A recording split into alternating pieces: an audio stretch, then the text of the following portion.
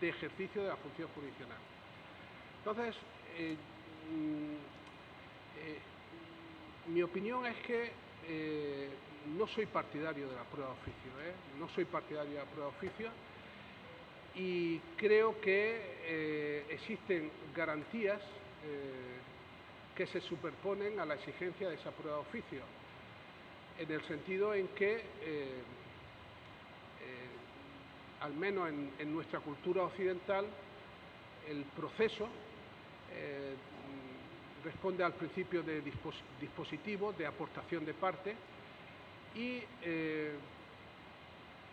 la tentación de crear o configurar procesos civiles inquisitivos es una tentación que en algunos ordenamientos jurídicos existe. Yo, por ejemplo, le puedo decir, a modo anecdótico, cuando yo era joven, bueno, tenía menos años que los que tengo ahora, recién terminada la carrera, asistí en Madrid a unas oposiciones a cátedra, unas oposiciones muy reñidas, y un componente del tribunal de esa oposición, de los que aspiraban a ser catedráticos de la universidad, en el último ejercicio, que creo que era el 8º ejercicio, era un tema de libre exposición.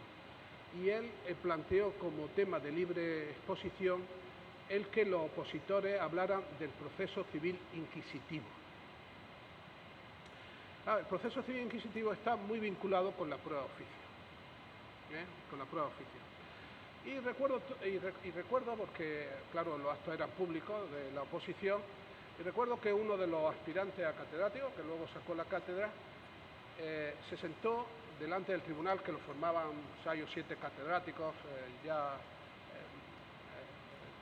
en aquella época gente muy prestigiada, y dijo simplemente: mire, no estoy de acuerdo con el proceso inquisitivo, pienso que el derecho inquisitivo, el proceso inquisitivo, es contrario a las normas constitucionales y a la protección de los derechos de la persona, y por lo tanto aquí termina mi exposición, y se fue. Y el resto, pues bueno. Nosotros en nuestro Código Procesal Civil actual, algún sector de la doctrina, con lo cual yo no estoy de acuerdo, habla de procesos inquisitivos, por ejemplo, civiles inquisitivos, por ejemplo, procesos de incapacitación, impugnación de la afiliación, procesos relativos a, en cierto modo, procesos de familia. ¿Y por qué hablan de procesos inquisitivos? Pues porque en algunos momentos tratan de introducir la prueba de oficio. En los procesos, por ejemplo, de impugnación de afiliación, pues ¿qué es lo que ocurre? Se mete la prueba de oficio, o se pretende meter la prueba de oficio, siempre con un enorme cuidado cuando se trata de impugnación de la afiliación, en definitiva, de pruebas de ADN, en definitiva, para vincular de quién genéticamente a quién corresponde esa afiliación que se impugna y que es controvertida. Bueno, en nuestra jurisprudencia constitucional ya hay una jurisprudencia muy aquilatada, donde ya antes de nuestro vigente Código Procesal Civil se admitía ese tipo de prueba. ¿Por qué? Porque hay otro valor constitucional, que es la salvaguardia del orden público. Entonces, el encuadramiento de la prueba de oficio, en mi opinión, y ya empiezo a responder tu pregunta, tendría que aceptarse de forma restringida, porque si aceptamos de forma generalizada, daríamos lugar a procesos inquisitivos, y ojo con esto, hemos tenido muchos siglos de Inquisición, y por lo tanto no volvamos a las andadas. Por lo tanto, de forma muy restringida. Y segundo, esa prueba de oficio tiene que ir en coordinación con otros valores constitucionales y garantías constitucionales. Principio de proporcionalidad, principio de seguridad jurídica, principio de legalidad, prueba de oficio que fomente el orden público constitucional, que si no se practica vulneraría la norma constitucional. Es decir, que esa prueba de oficio, en mi opinión, de admitirla, habría que admitirla, si es que eres juez, dentro del contexto de las propias normas constitucionales y del paraguas constitucional. Pero admitir prueba de oficio por admitirla, desde luego, no. Porque estaríamos dando cabida o entrada a un proceso civil inquisitivo, a un proceso penal inquisitivo, bueno, y ya no hablo del laboral o del contencioso administrativo. Por lo tanto, mucho cuidado con este tema, desde mi perspectiva.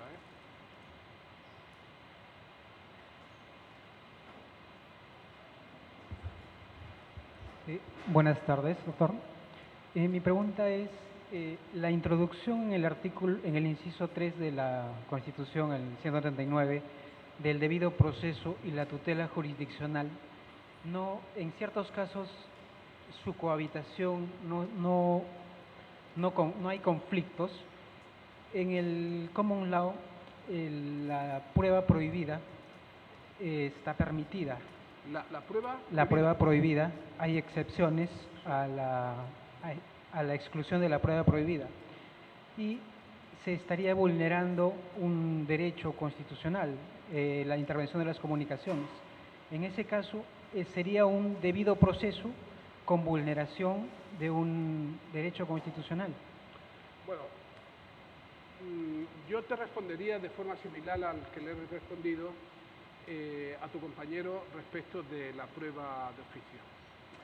Vamos a ver, por ejemplo, el mundo americano, el tema de la prueba prohibida y de la ilicitud de la prueba tiene mucha jurisprudencia sobre el particular. ¿Pero por qué tiene jurisprudencia? Porque la Constitución le ha obligado a tener esa jurisprudencia. La típica teoría del árbol emponzoñado, ¿no? Y de las manzanas podridas que finalmente pueden contagiar al resto del cesto donde se encuentran las demás manzanas, ¿no? Es decir, hay una concatenación de ilicitudes que finalmente tal, ¿no?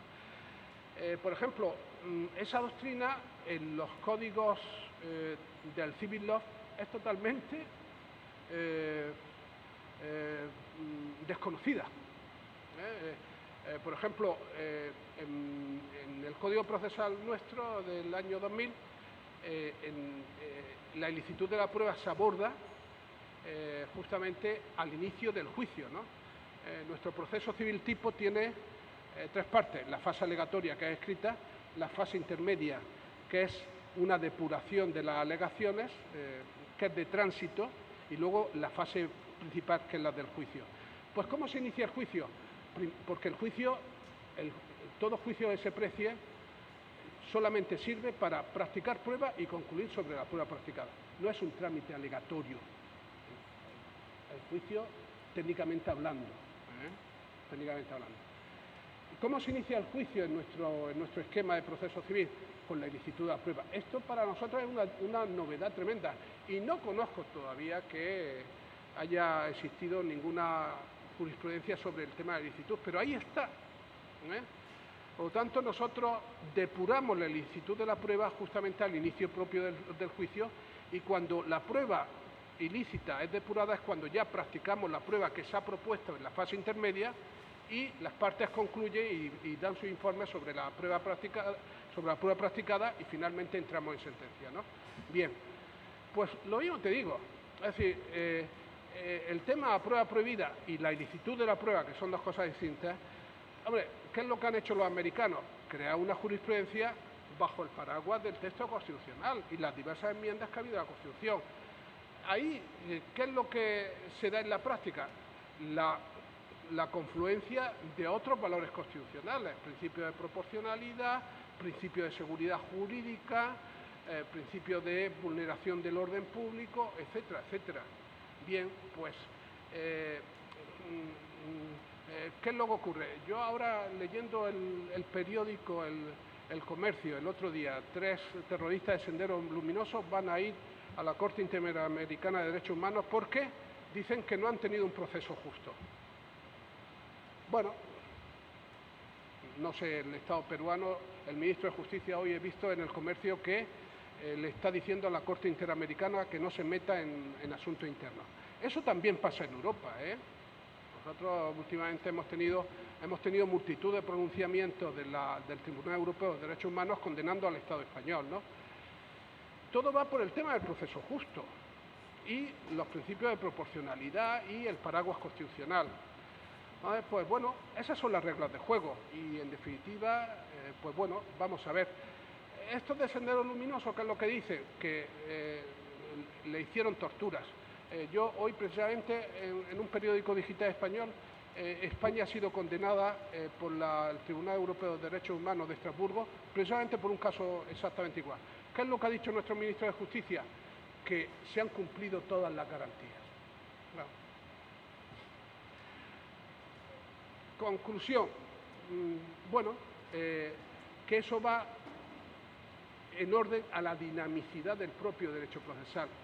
El derecho procesal, repito, no es una realidad inmutable, no es un cliché, no es una diapositiva fija. Y no es una diapositiva fija porque la norma constitucional le permite que no sea fija, sino dinámica. La norma constitucional es dinámica. Y en los países donde se aplica el concepto de debido proceso, la norma constitucional es tremendamente dinámica.